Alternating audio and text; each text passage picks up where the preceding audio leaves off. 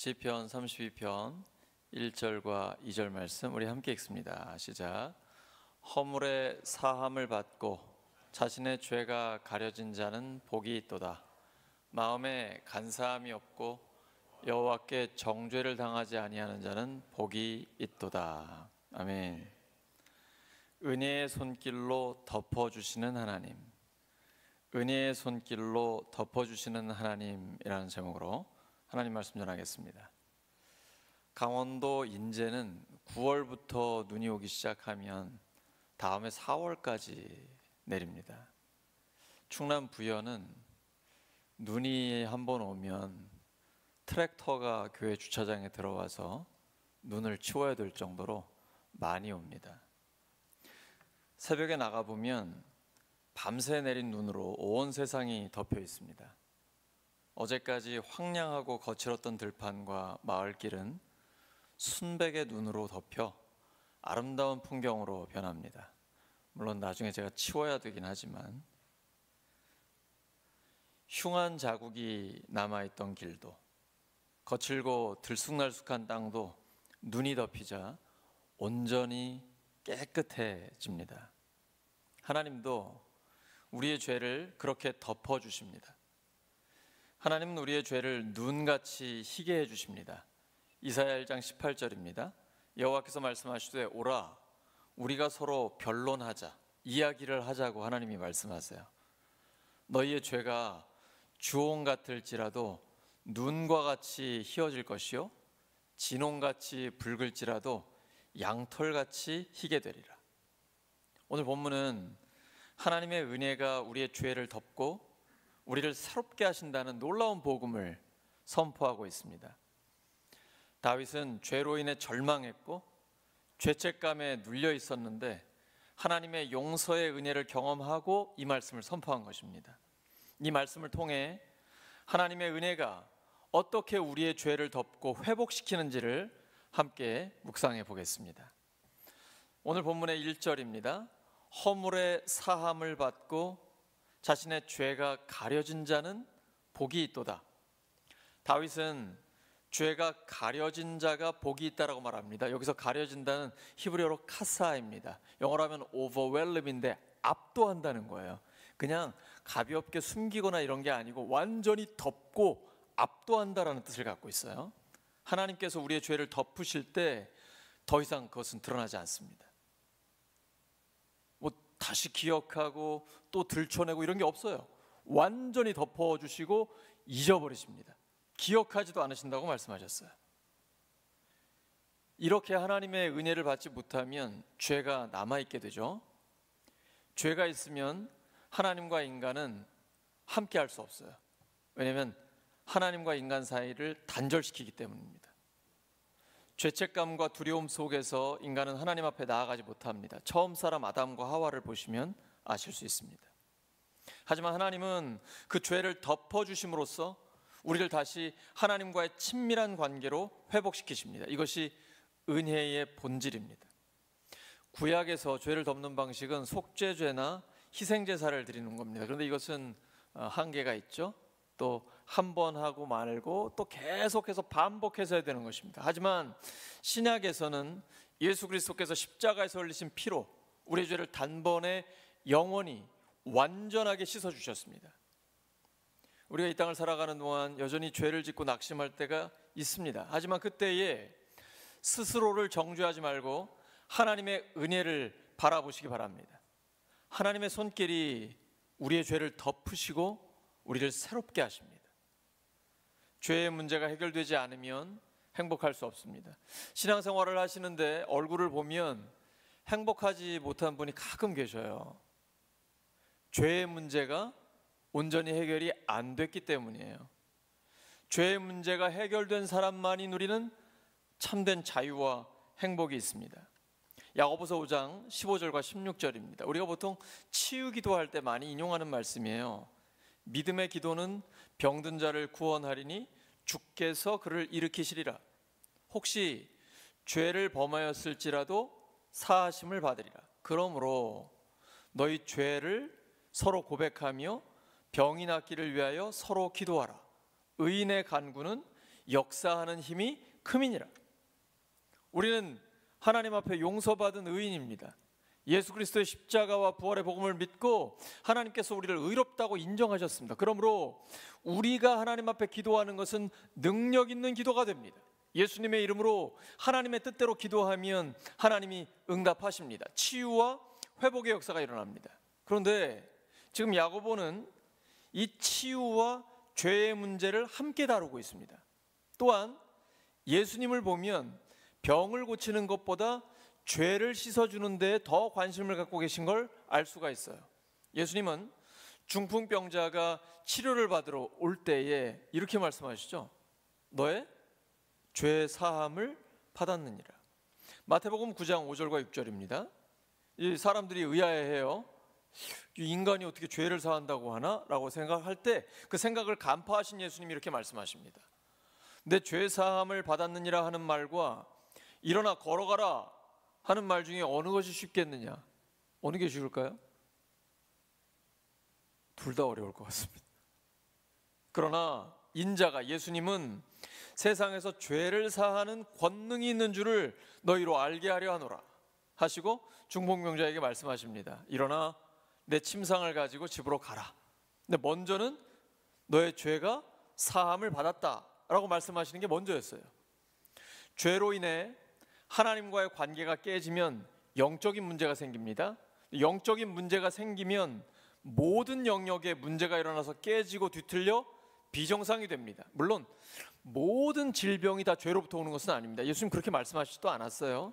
하지만 이 죄로 인해서 하나님과의 관계가 깨지면 모든 부분에 문제가 생깁니다. 왜냐하면 영적인 문제는 근본적인 문제고 이 근본적인 문제가 해결이 안 됐기 때문에 여기저기서 막 뒤틀리는 일들이 생겨나요. 그래서 무엇보다도 먼저 하나님과 올바른 관계를 회복해야 합니다. 그러면 모든 문제가 풀려가게 됩니다. 어떤 것은 즉시로, 어떤 것은 점진적으로.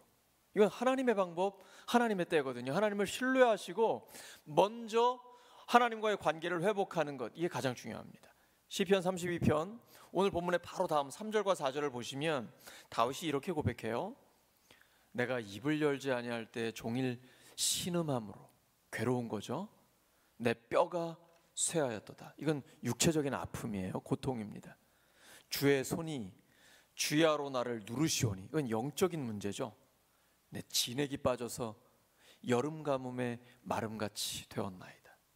영적인 문제가 정신적, 정서적, 육체적 고통을 불러일으키고 있습니다. 이게 지금 다윗이 총체적인 고통을 당하고 있는 거예요. 요즘 우리 주변에는 우울증이나 불안장애 아니면 공황장애 이런 사람들이 많아요. 연예인들도 있잖아요. 특히 우울증 같은 정신적인 문제는 죄와 관련이 있을 가능성이 높습니다.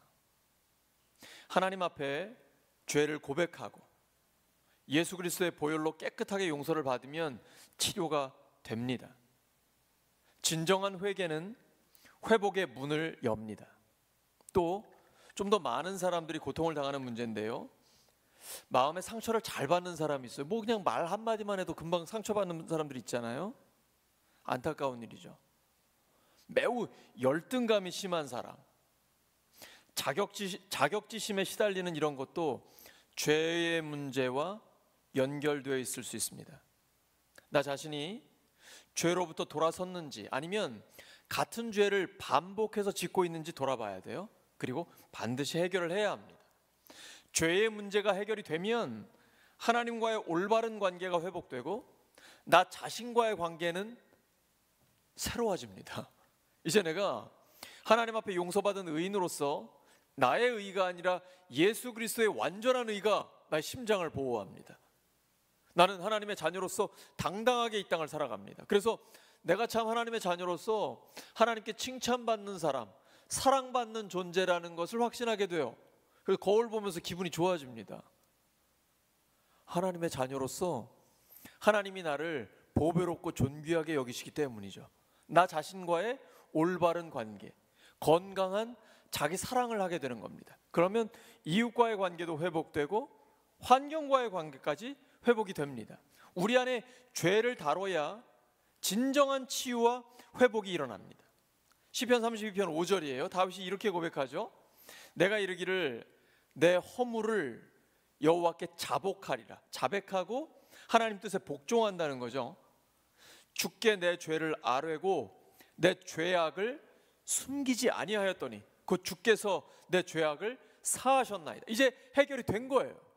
다윗이 영적인 문제 때문에 주의 손이 나를 짓누른 것 같고, 그리고 신음함으로 정신적인 정서적인 고통도 있고 내 뼈가 다 마르는 것 같이 육체적으로도 너무 힘들어요. 괜히 지쳐요. 피곤해요. 소화도 잘 안 돼요. 이런 어려움들이 다윗에게 있었어요. 왜냐하면 그가 밧세바를 범하고 나서 심각한 고통 가운데 있거든요. 1년 동안 회개하지 않잖아요. 사람이 완전히 망가지죠. 영적인 문제가 심각해지면서 정신과 정서적인 것, 감정의 문제, 육체적인 고통까지 다 몰려왔어요. 그런데 그가 하나님 앞에 자복합니다. 숨기지 않고 다 하나님 앞에 죄를 고백해요. 그랬더니 하나님이 용서해 주셨습니다. 이걸 경험한 거예요. 이 회개는 회복의 핵심입니다. 진정한 회개를 한다는 게 쉽지가 않아요. 왜냐하면 죄가 매우 깊이 숨어 있기 때문입니다. 근데 이게 어렵다고 해서 대충 넘어가거나 회개를 제대로 하지 않고 그냥 살아가면 치료가 안 됩니다. 근본적인 온전한 치료가 안 돼요. 마치 수술을 해야 낫는 병인데 수술이 무섭다고 해가지고 그냥 놔두고 있는 것과 마찬가지인 것입니다. 영적인 것도 동일한 원리예요. 우리 삶에서 반복되는 악순환이 있습니까? 죄가 깊이 관련되어 있습니다. 반복되는 고통과 고난, 되풀이되는 실패와 좌절은 죄를 다루지 않는 한 무한 반복하게 됩니다. 이것을 해결하려면 하나님 앞에서 내 죄악을 숨기지 않고 드러내야 합니다. 그리고 자백하고 하나님 뜻에 순종해야 합니다. 그러면 하나님께 용서를 받고 근본적인 문제가 해결이 됩니다. 이제 죄악의 쓴뿌리가 뽑혀나가게 되는 것입니다. 하나님의 말씀, 성령의 검이 수술하는 칼이 되어서 죄를 완전히 뿌리째 없어 암덩어리를 꺼내버린 거예요. 그럼 진짜 치유가 돼요. 이제 시간 문제예요. 악순환의 고리를 끊게 되는 것입니다. 그러나 우리가 회개하지 않으면 죄에 대해 둔감해집니다. 저 어릴 때는 서울에서 재래식 화장실을 썼습니다. 초등학교 때까지. 푸세식이죠. 그 딱 들어갈 때 막 코를 얼마나 괴로운지 들어가기가 어려워요. 근데 그 안에 금방 조금 있으면요, 금방 괜찮아져요. 후각은 아주 둔하거든요. 이 죄를 회개하지 않으면 이 원리랑 비슷합니다. 처음에는 죄가 굉장히 고통스러워요. 근데 회개하지 않잖아요. 그러면 둔감해져요. 그냥 죄를 지으면서도 별로 감각이 없어요. 양심의 마비가 와요. 이게 굉장히 위험한 거예요. 그러나 죄를 회개하면 회개할수록 죄에 대해서 민감해지고 영적으로 깨어있는 상태를 유지하게 됩니다. 아주 작은 죄라도 민감하게 반응하고 그 자리에서 즉시 회개해야 합니다. 아무도 모르지만 하나님과 나는 알고 있잖아요. 그렇지 않으면 죄는 점점 더 잘하게 됩니다. 처음에는 아무도 모르는 작은 죄일 수 있어요. 근데 나중에는 다른 사람들까지 알게 돼요. 큰 죄가 되고 맙니다. 다윗이 목욕하는 여인을 보았을 때 음욕을 품었습니다. 그 다음에 그 여인을 불러와서 간음을 저질렀어요. 그리고는 부하들을 시켜서 그녀의 남편을 죽였습니다. 욕심이 잉태한 즉 죄를 낳고 죄가 장성한 즉 사망을 낳느니라. 그렇다면 참된 회개란 무엇일까요?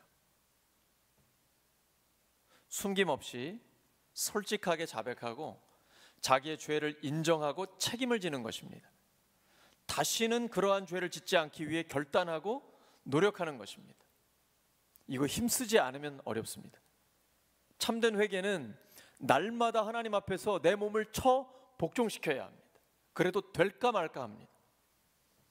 참된 회개를 하게 되면 회개 중에 다른 죄를 발견하게 됩니다.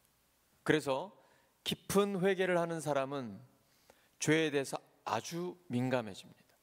이것은 참된 회개를 하는 자에게 주시는 하나님의 은혜입니다.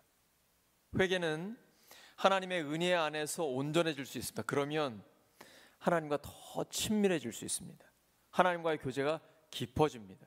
그리고 이제 죄로부터 점점 더 자유로워지게 됩니다. 정말 하나님 앞에서 하나님이 기뻐하시는 삶, 그리고 내가 그렇게 살고 싶은 삶을 점점 더 잘 살 수 있게 됩니다. 참된 회개를 하면 우리는 하나님께로 돌아가게 됩니다. 하지만 회개하지 않으면 하나님과는 친밀해질 수 없습니다. 죄가 하나님과 우리 사이를 갈라놓기 때문입니다.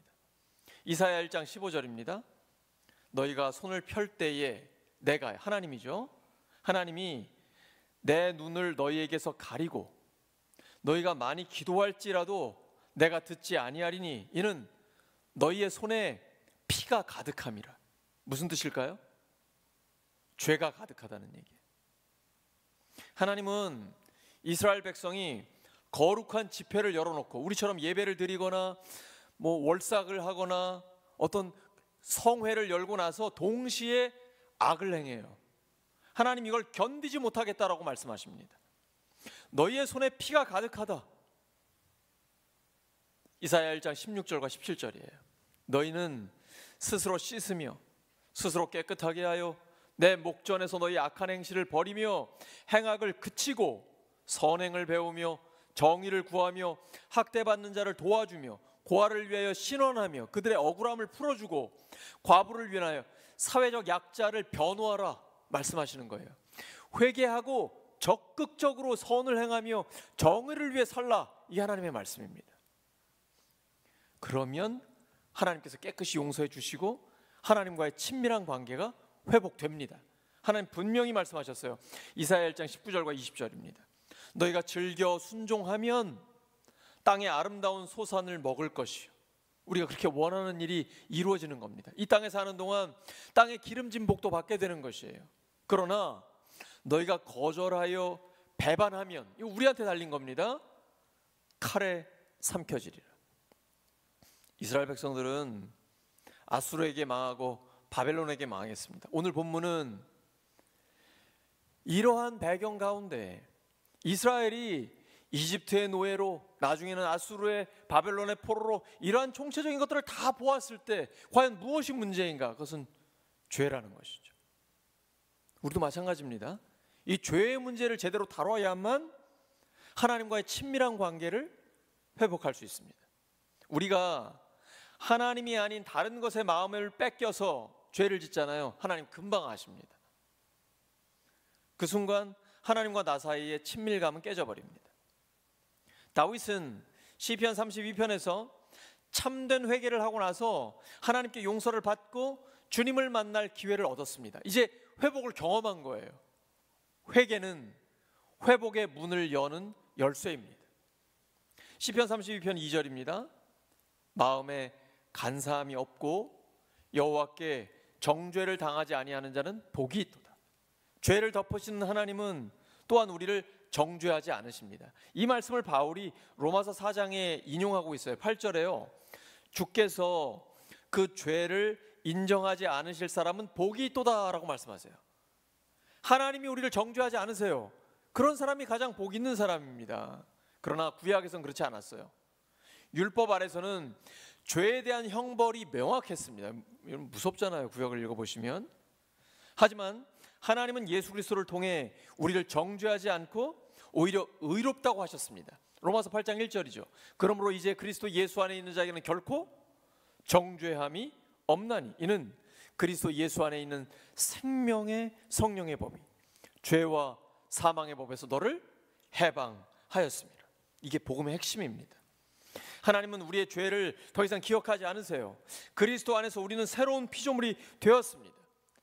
그런즉 누구든지 그리스도 안에 있으면 새로운 피조물이라. 이전 것은 지나갔으니 보라 새 것이 되었도다. 하나님은 우리를 완전히 새로운 존재로 변화시키십니다. 겉사람은 늙어지지만 속사람은 날로 새로워집니다. 하나님이 부르시는 그날까지 우리의 속사람은 점점 더 건강해지는 거예요. 우리 스스로 이 땅을 살아가면서 정죄하지 말아야 합니다. 우리는 하나님께 의롭다라고 인정받았습니다. 이 사실을 믿고 기뻐하면서 선을 행하면 됩니다. 적극적으로 살아가면 됩니다. 죄 용서에 확신을 가지시기 바랍니다. 하나님은 우리의 모든 죄를 마치 눈으로 온 세상을 덮듯이 완전히 다 덮어주셨습니다. 기억하지도 않으십니다. 깨끗하다라고 인정해 주셨어요. 이 확신을 가진 우리는 다른 사람을 향해서도 하나님의 은혜의 눈으로 바라보아야 합니다. 봐도 못 본 척하고 넘어가 주셔야 돼요. 용서하고 덮어주고요. 자꾸 이렇게 들춰내면 안 됩니다. 우리끼리, 가족끼리, 목장 식구들끼리, 교회 성도들끼리 뭘 자꾸 들춰내시면 누워서 침 뱉는 거랑 똑같아요. 우리는 예수님의 가족이잖아요.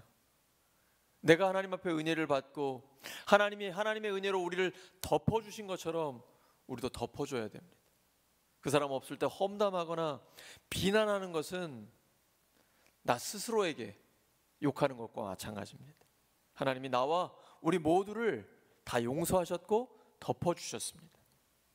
이제 이렇게 죄를 용서받은 다윗이 하나님의 은혜를 경험하면서 변화된 삶을 살게 됩니다.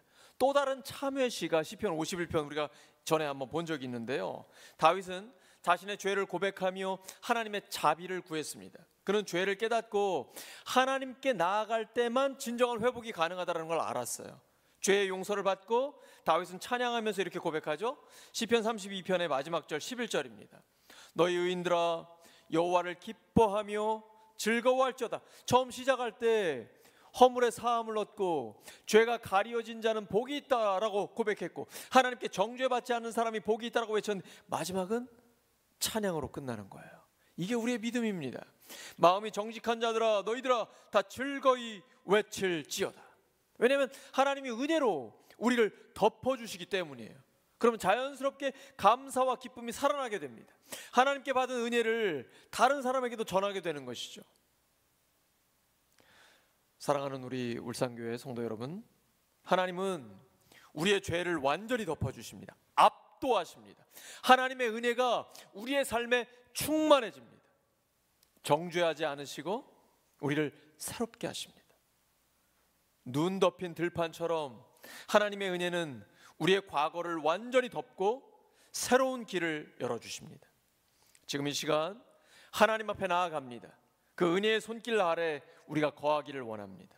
지금도 우리의 죄를 덮어주시고 새롭게 하시는 하나님을 경험하시기를 예수 그리스도의 이름으로 축원합니다. 기도합니다. 하나님 아버지, 예수 그리스도의 보혈로 우리의 모든 죄를 압도하시고 완전히 덮어주시니 감사합니다. 정죄하지 않으시고 새롭게 해주시니 감사합니다. 하나님, 하나님의 은혜를 충만히 받은 저희가 이제는 은혜를 나누고 베푸는 은혜의 통로가 되게 하여 주시옵소서. 하나님께서 이 악하고 음란한 시대에 다툼과 분열이 있는 때에 저희들을 은혜의 종으로 은혜의 도구로 사용하여 주시옵소서. 가정이, 목장이, 직장이, 사회 곳곳에 그리고 우리 교회가 그러한 은혜가 충만한 자리가 될 수 있도록 주께서 역사하여 주시옵소서. 예수님의 이름으로 기도드립니다.